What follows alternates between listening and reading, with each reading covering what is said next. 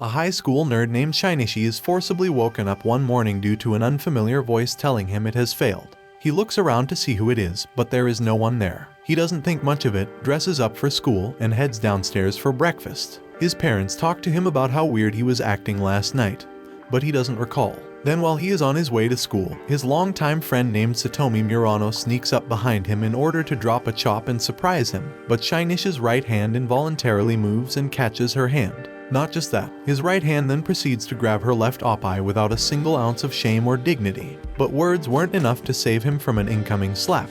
This kind of awkwardness continues throughout the school day. Even when he is sleeping in class, his right hand just keeps scrolling through the phone.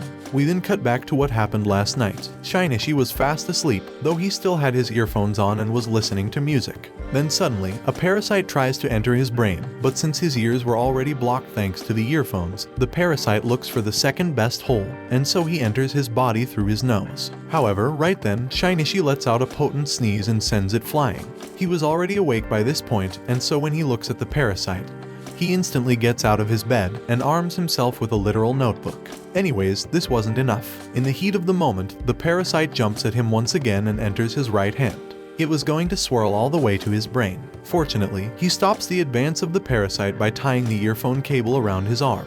Back to the classroom, his teacher confiscates his phone and tells him off. Following this, Shinichi decides to go home early. But on the way, he witnesses a little girl about to be hit by a speeding car.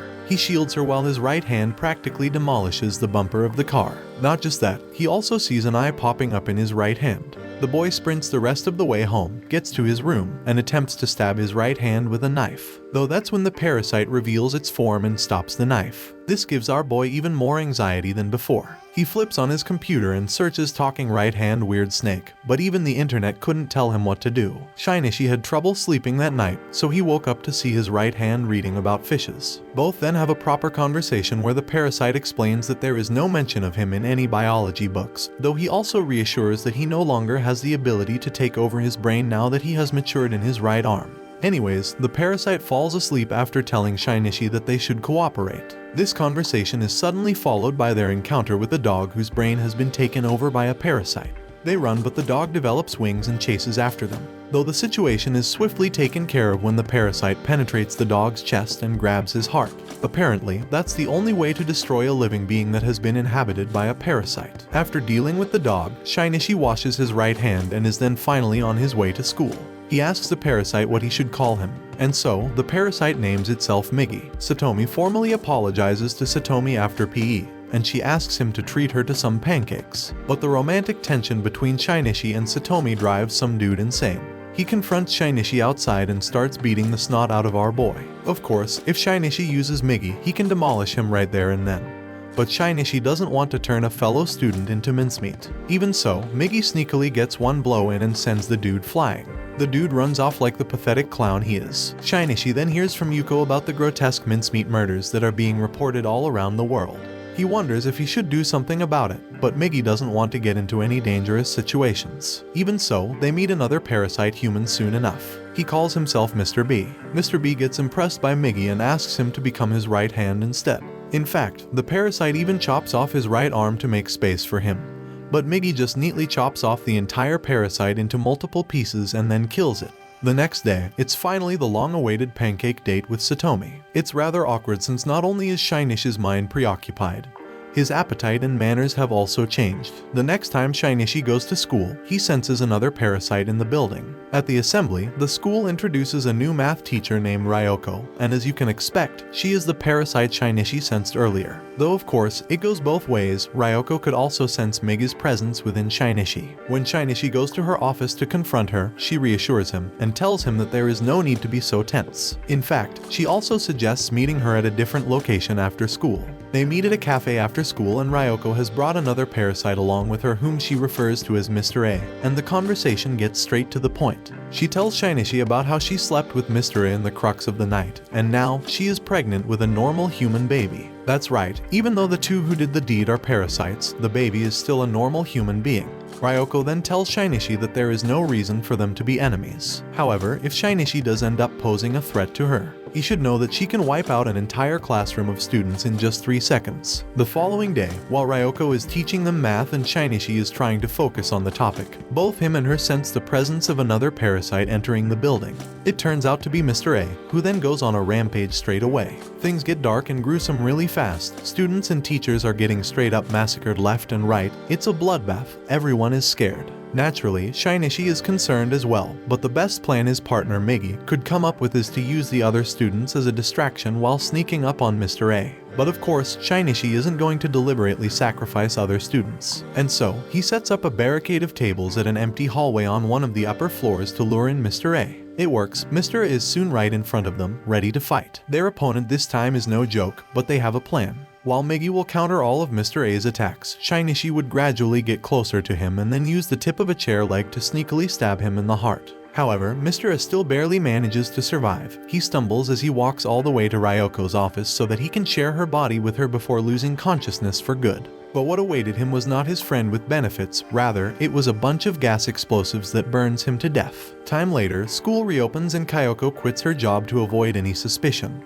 But before heading out of the school, she talks to Shinichi behind the building. Shinichi asks why is it so necessary for them to keep devouring humans. It was a genuine question, since he knows Migi doesn't need to do that, which is why it isn't a necessary requirement for them to survive. But Ryoko replies that it's their primal nature to devour all of mankind. She was also going to kill Shinichi but chose not to. She also told him that his body is gradually changing. Meanwhile, Shinichi's parents tell him about their trip to the countryside. He is worried at first, but lets them go when Migi proposes how the probability of parasites in the countryside should be lower. Well, Shinichi stumbles upon a situation where the dude who picked a fight with him after the basketball game is getting beaten the living daylights out of by a random gang. Shinichi stands up to them for his classmate, but of course, he was no match for the gang without Migi's help. Oddly enough, the supposed gang leader's girlfriend named Kana tells the gang to stop wasting their energy on these two helpless fellows. This was because she could sense something strange coming off of Shinichi. The girl then walks up to him and looks straight into his eyes to confirm her suspicions and realizes that there is something inhuman about Shinichi. She then later confronts him once again while he is with Satomi, but Shinichi simply ignores her and walks away together with Satomi. Though once again, Shinichi's antics with girls causes Kana's boyfriend Mitsuo to get jealous. He not only gangs up on Shinichi, but also abducts Satomi. But the dude Shinichi saved before shows up together with an insane number of students from their school, and a full-scale brawl takes place between both sides. Thankfully, this saved Shinichi and Satomi from the gang. At that time, Shinichi's parents were enjoying a sunset in the countryside when a parasite sneaked up behind them. Then, right in front of Shinichi's father, his mother is beheaded and then taken over by the parasite. His father somehow survives and gives Shinichi a phone call before losing consciousness. However, he was too mentally and physically wounded to speak properly. Shinichi is overwhelmed with anxiety as he waits for another call when someone shows up at the doorstep. It's a parasite, and Shinichi knows that it's a parasite. But the poor boy didn't have the courage to accept reality. Unfortunately, the parasite wasn't playing any games. He tells him that it'll go and make sure his father is also dead. And then, when Shinichi recalls memories from the past about his mother's self-sacrificing nature, that parasite instantly penetrates his heart and leaves him dead on the floor. Under ordinary circumstances, Shinichi would have been already dead, but he had Migi. Even though his heart was literally displaced out of his body, Migi keeps him alive by relocating himself as his heart while he also repairs his heart. This entire process does take an entire day though before Shinichi finally wakes up again. However, this caused some changes in his body. Some of it was visible, like how he no longer needs glasses, while the rest of his was his personality and mentality. The trauma he experienced last night also caused a dramatic shift in his personality. Anyways, Shinichi travels all the way to the hospital his father is staying at. He knows his father will be attacked again, and so, he is resolved in his determination to kill the parasite who took over his mother, though his father's mental state was also quite tragic. Shinichi is overwhelmed with grief after meeting his father, but even so, he just can't shed tears. After the visit to the hospital, Shinichi decides to stay at a local inn so that he can instantly act in case his father is attacked. During the night, Migi explains that because of the surgery, he had developed a weakness. Every day, Migi will have to sleep for 4 hours during which he'll be unable to sense the presence of other parasites whatsoever. This was a major weakness since the parasites can show up at any moment. Next day, Shinichi and Migi confront another parasite at the seacoast. And this is where Shinichi finally meets someone in the same situation as him. It's not a parasite, it's a person named Mamoru Yuta whose jaw turned into a parasite. Shinichi is cool with Yuta and his situation, and so they both choose to form an alliance. If anything happens, they can inform each other. Later that night, Shinichi wonders about his newfound superhuman abilities, but Migi then tells him how 30% of his own body mass is currently circulating throughout his body. This explains why Shinichi is gradually becoming such a badass when it comes to pure combat ability. Not long after, Yuta gives Shinichi a call and tells him that the parasite he's looking for is right there. Shinichi tells Yuta to get away fast, while he himself runs to the scene.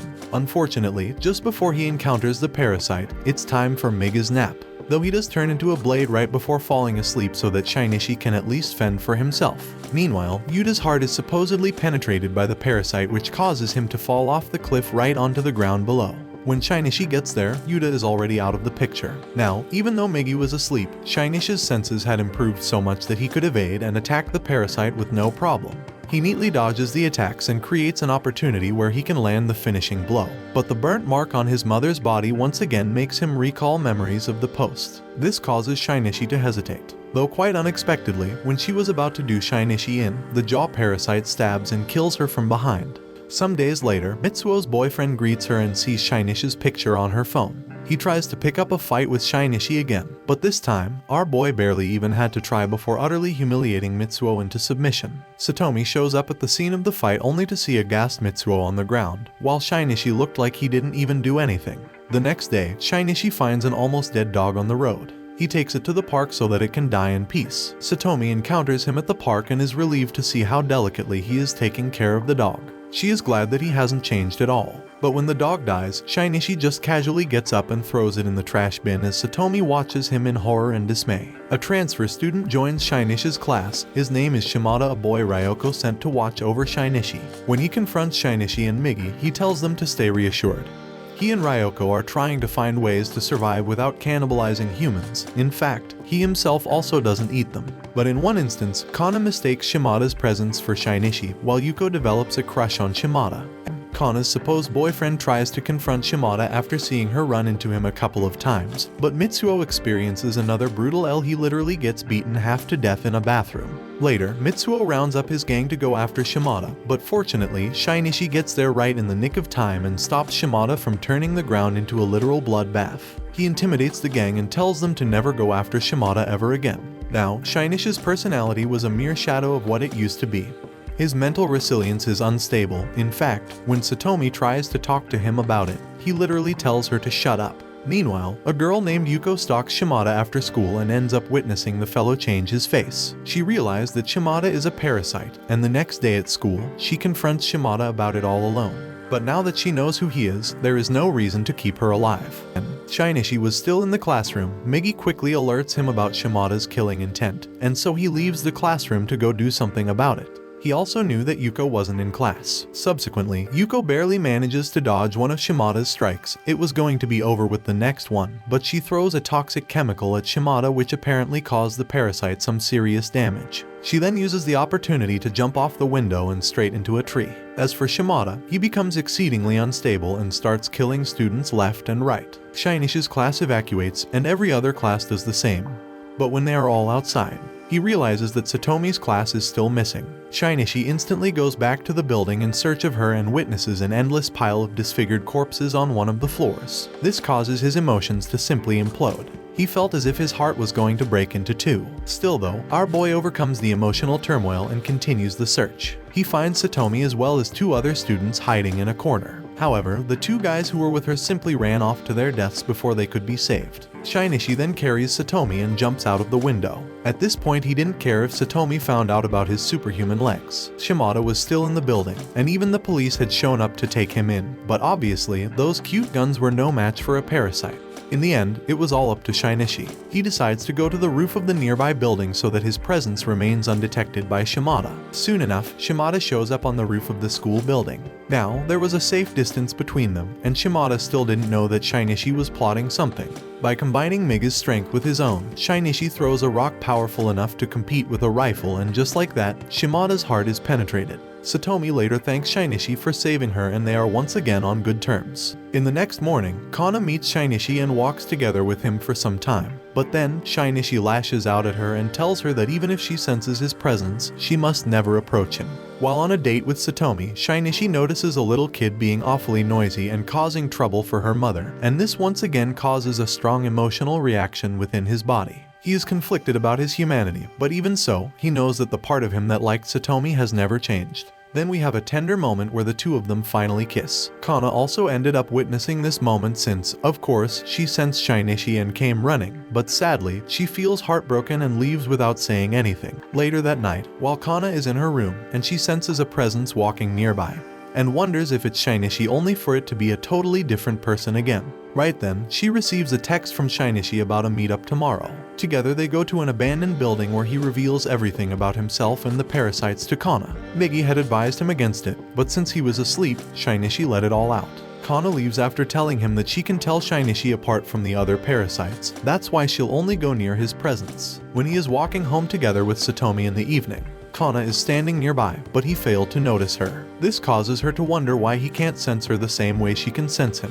Migi did sense her though, which was a problem since that means other parasites may also be able to sense her. At night, Migi explains to Shinichi what happened earlier. This was a cause for great concern, and so he ends up canceling his date with Satomi to meet Kana and actually show him his powers. He gives Kana great instructions on how he'll send the designated location and all, but sadly, she doesn't listen. She leaves her phone home and makes up her mind that she'll show Shinichi how she can tell him from other parasites. Subsequently, Kana enters the building and walks to the point of signal to surprise Shinichi, but of course, this time, she was wrong. What she saw next was a heinous parasite eating a human being's organs. She instantly tries to run away while believing that Shinichi would come to her rescue. But although she is right, Shinichi was just 2 seconds late. When he showed up, Kana's heart was already getting pierced by this parasite. Before he could properly process what happened to Kana, Shinichi asks Migi to handle the defense while he himself dashes straight to the parasite, grabs his heart with his left hand and then slams him into the wall. It wasn't a fight, it wasn't even a massacre, it was just a guy taking out a half-empty bucket of trash. Shinichi then holds Kana while Migi tells him that it is too late, she has lost too much blood and therefore, she can no longer be saved. She tells Shinichi about how she had a dream just like this but dies shortly after expressing her true feelings for him.